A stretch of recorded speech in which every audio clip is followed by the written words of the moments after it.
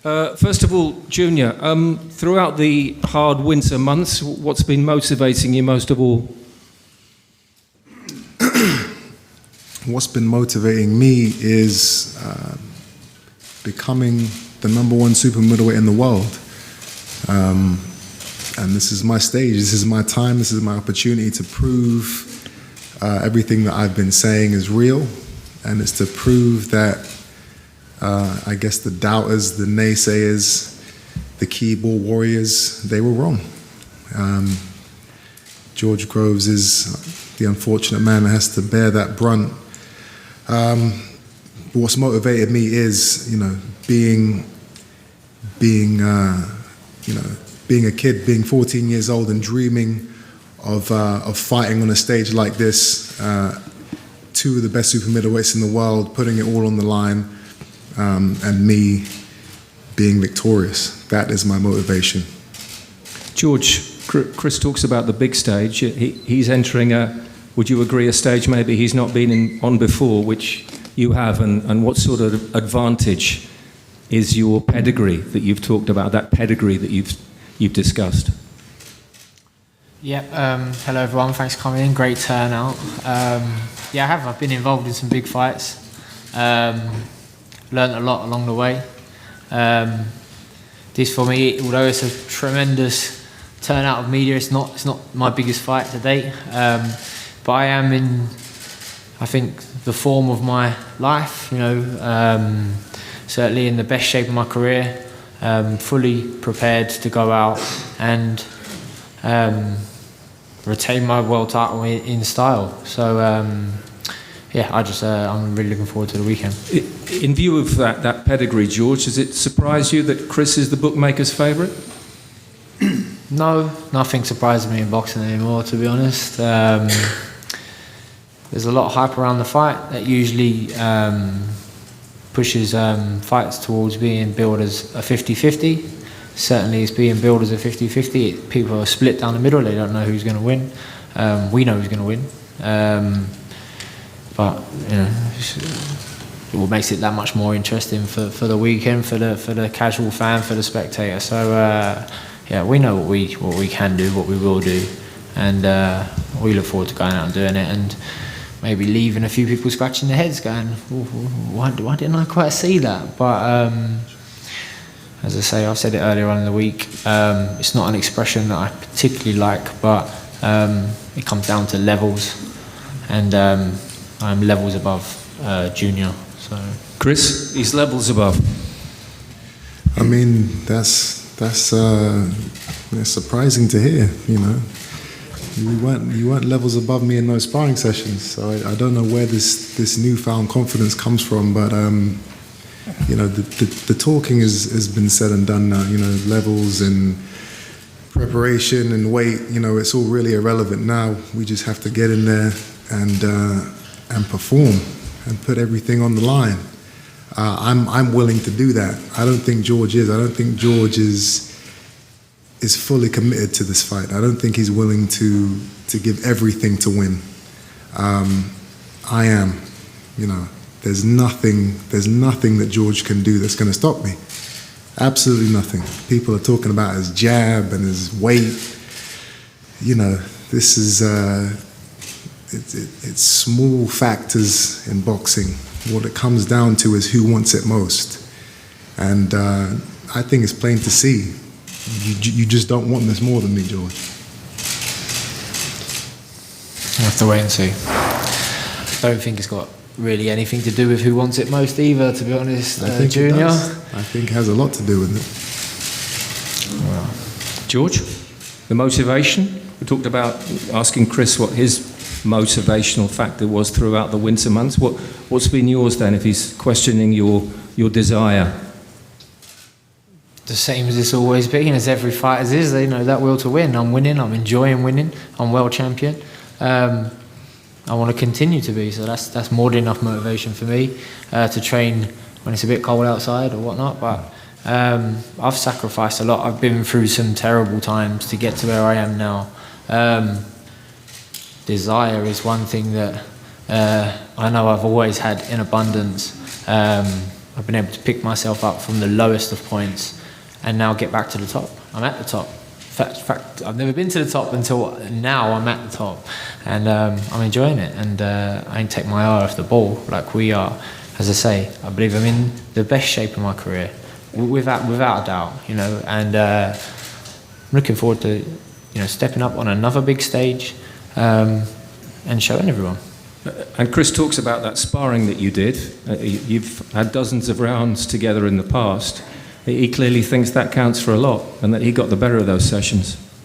Well, good luck to him, because he didn't, and it's irrelevant, because sparring is sparring, and that was a long time ago.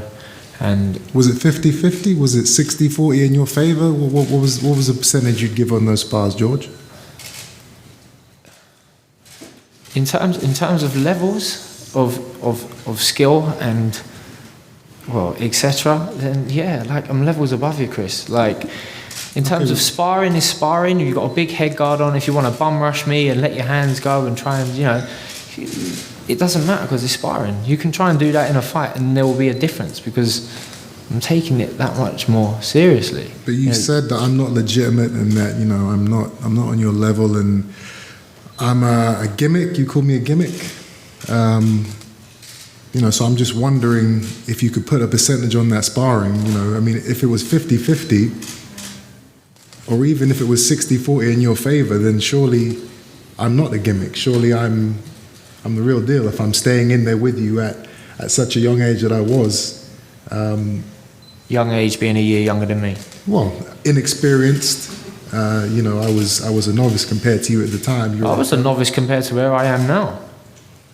I still think you're a novice, to be fair. I don't see anything in your style that really makes you an expert in the game. You have a belt, but the man you beat to get that belt, I do not rate at all. You've said publicly that you believe he's a better fighter than me, which is, that's an embarrassing statement in my opinion, and any boxing aficionado will agree. Hold on to that belt tightly for the next couple of days, man. Sleep with it, hold it close, and enjoy the rest of your time with it, because it's coming home with me on Saturday. It's not. Chris, your father's not on the top table for once. You've said that this fight... Actually, he's not been on the top table a few times. He wasn't on the top table for the Eubank fight. On this occasion as well. You've said, though, that you feel that this is the fight that takes you out of your father's shadow. It can be that defining for you, correct? This is a defining fight for me. This is the fight that can propel me to the top of the sport. It gives me the right to say that I am legitimately the best super middleweight in the world. And... 2 world titles, that's every fighter's dream, and that's just the beginning. This is collection season. I'm coming for all the belts. After this tournament, all the other guys who hold belts, they're all on the hit list. George Groves is just the first one to bite the dust. A couple of days to go. Shane, I'm just referring to Senior, who I think referred to you as the PE teacher. Tactically, what sort of fight have you prepared for? Because I know you've obviously done a great deal of work with George. Well, I'm not going to give away our tactics, but we've prepared. I mean, this is the best camp we've ever had together. We've had sparring in from the States, someone that's done many rounds of Eubank. We've had guys in from Germany. We've had just top quality sparring. We spar with Boazzi as well. Real top quality operators, and something that you prepare in a gym, and I don't feel like he's prepared the same way we have. He might have done hundreds of combinations on the pads, bags, but in terms of quality sparring opposition, he hasn't. I know who he's been sparring with, and we need to go out there, execute our game plan, and come away with a victory. That's it. Yeah, Chris and Ronnie, I mean, that's something I think Shane's question, just the degree of training that you do. I mean, you've talked about training yourself, coaching yourself to a point. Ronnie, would you like to have a word on that? No, I'm with Chris 7 days a week. We work together. I don't tell him things. He's a phenomenal talent. And in my view, Angelo Dundee, Muhammad Ali, he never told him what to do. This kid knows what to do. When he climbs through them ropes, I'm not going to be saying, do this, do that. He knows what to do. He's a phenomenal fighter. Stand on me. And talking about sparring, he's had good sparring. He's had enough sparring. He's had about 15 different opponents, all good quality boys. That's all he needed. He's just so talented. No matter who you put him in with sparring partners, they're more likely beat him up. It's very difficult. But he's that good. Shane's here using the words "we." There is no "we" when that bell goes. You'll find that out. You know, the only thing that you really need to be worried about, Shane, is having that white towel ready at all times. That's the only job that's going to be significant for you in this fight. Have that white towel ready. George? Yeah. Ollie?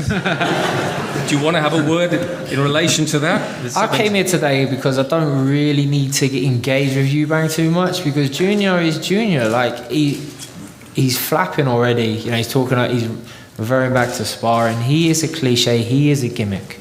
You know, and I've been here. I've done this many, many times. This is just another step along my journey. I'm in great shape. I'm ready to go out and do a proper number on him Saturday night. I'm the legitimate world champion sitting at this table. I'm the number 1 seed in this tournament, and I will go on to win this tournament and win it well. And that started last year, and it will happen. It will continue Saturday night.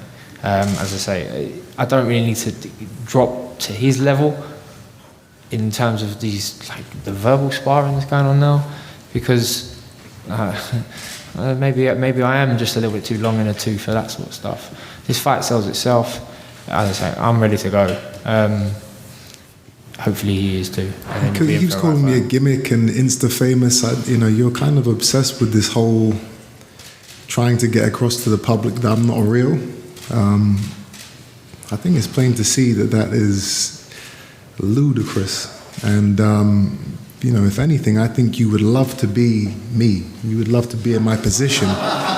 You know, you would love to have the Instagram followers and the style. You're even wearing the same suit I wore when we had our first face-off after your fight. You know, you're. You know, I do think you're. I think you're jealous. I think you're jealous, George. Who wore it better? You're in big trouble. You're in big trouble, my friend. I saw that. I remember that. You're like the suit that you wore when you stepped in the ring, yeah? Yeah, It didn't look like the this. same colour, the same style of suit. Same You're style. wearing it today. But thank you for the compliment. I appreciate that you like my style and that you decided to wear the same suit. I totally forgot about that, to be honest. You didn't If it is forget, similar, George. You looked at the pictures and you thought, you know what? I'm going to wear that suit for myself one day, and now you're wearing it in this press conference. I've worn this suit before. I mean, it. maybe you saw me wear this suit and you thought, I'm going to go out and get the same suit. George. Not the same suit, but a similar suit. I appreciate the compliment. Before we go further with the style wars, we'll open it up to the floor in a minute, guys. But finally, the World Boxing Super Series held a #First Question competition on their social networks this week. The question from @Babs_SP. This to both fighters. Considering the careers both of you have had and how much is on the line on Saturday, how do each of you think their opponent will respond to defeat? Chris? You know, the honest answer to that question is I genuinely haven't even processed the outcome of defeat. That it just hasn't entered my mind. I've replayed this fight hundreds of times, you know, in my mind, in my dreams, and you know, I visualized George getting knocked out, and I'm standing over him. I visualized the referee stopping the fight. I visualized Shane waving the towel and throwing it in. And I visualized George quitting on his stool just because he just doesn't want any more of the firepower. Not once have I ever visualized myself losing and having to make a speech or whatever. So, yeah, you know, I'm a winner. I don't lose. I don't think about losing. But going back to the question, how do you think your opponent will respond to defeat? That was the question. My opponent, oh, okay. In that case, well, I mean, that's another thing I haven't really focused on. I'm not worried about George and his emotions and how he's going to deal with the fight and what he's going to do after the fight. He's lost before on the stage of this. He's been definitively beaten by other men. I haven't. He knows how to lose. He knows how to get knocked out. His chin has an off button. Mine's does not. So George will take the loss in his stride. Maybe a retirement afterwards, sail off into the sunset, enjoy himself, enjoy the money. I'm going to help you buy the boat, George.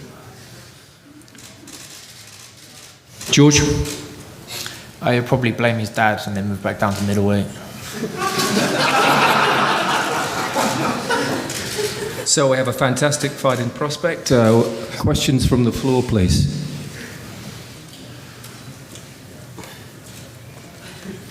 Hello, John from Into Boxing. Does the winner of... Just wait for the microphone, thank you. Hello, I'm John from Into Boxing. Does the winner of this fight win the tournament? Ooh. Do we, Calla? Is that a question for me? No, it's a semi-final. We've got a great semi-final next week as well. Yeah. But But the winner of this one... It's a semi-final, but I believe that in the minds of the people, this is kind of like the final.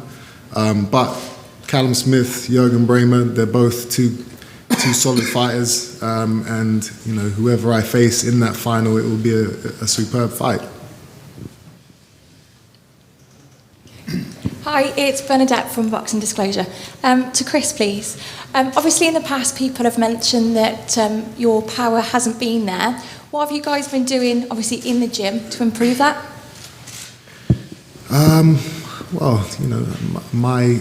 My stoppage ratio, I think, is like 75%. People don't go 12 rounds against me. So my power is fine. Avni Yildirim understands that, and George will soon understand that.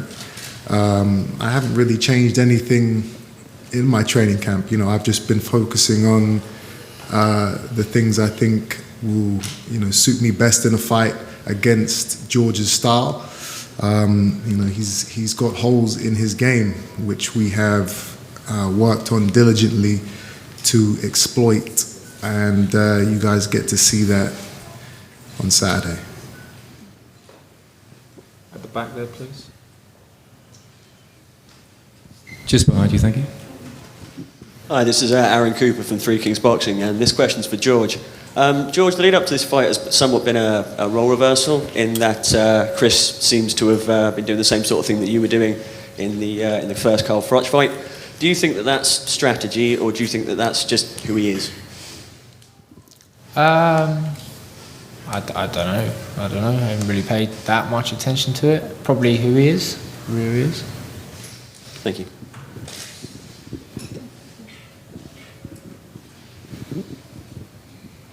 Hi, George, this one's for you. Obviously, Chris uses a lot of speed.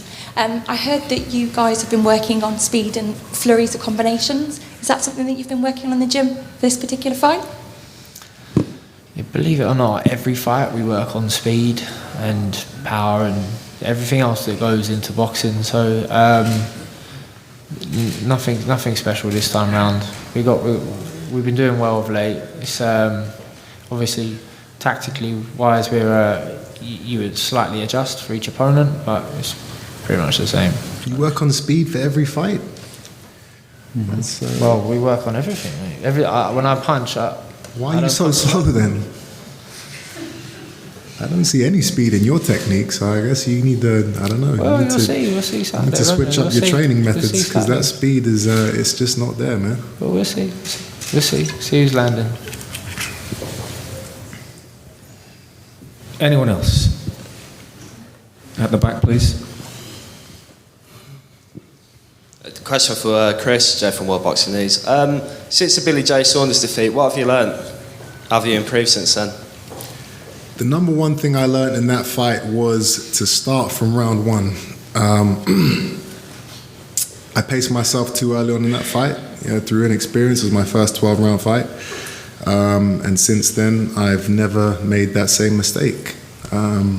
I start as I mean to go on. And Saturday night will be no different. From round one, I will be on top of George, punishing him for having the arrogance to step into the ring with me. And question for George. In terms of fights, where does this rank in all your fights that you've done so far? Not on top. Not on top. It's a fight. It's a meaningful fight. It's going to be a fight that obviously I've got to pay attention to. I'm fully prepared.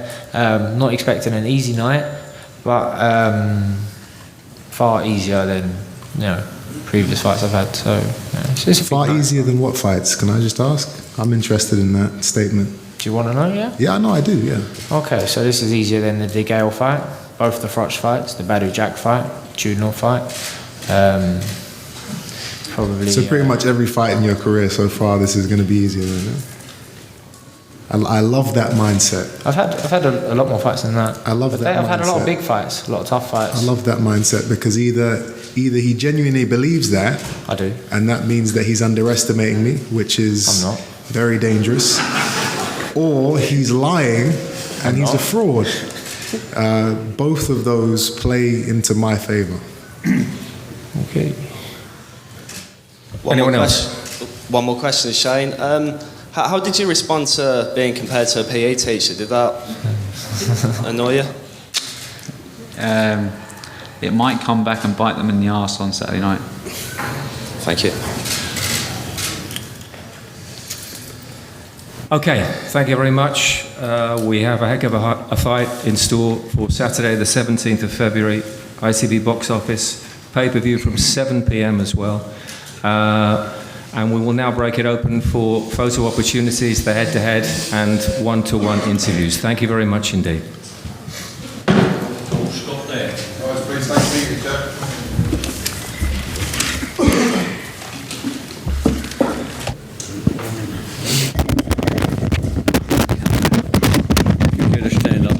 Move out to the sides.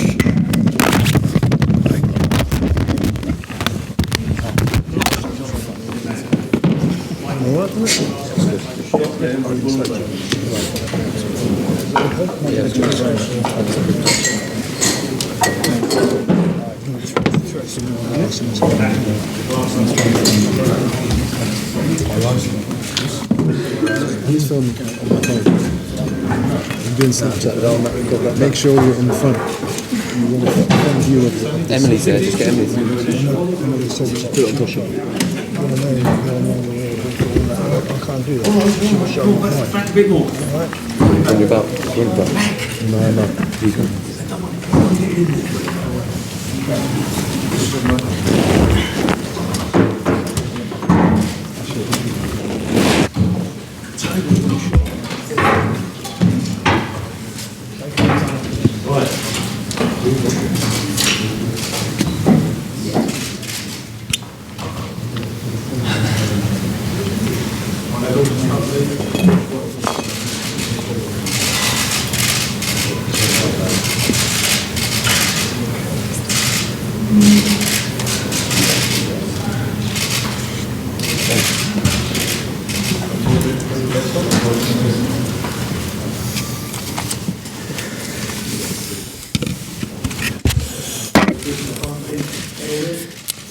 Thank you.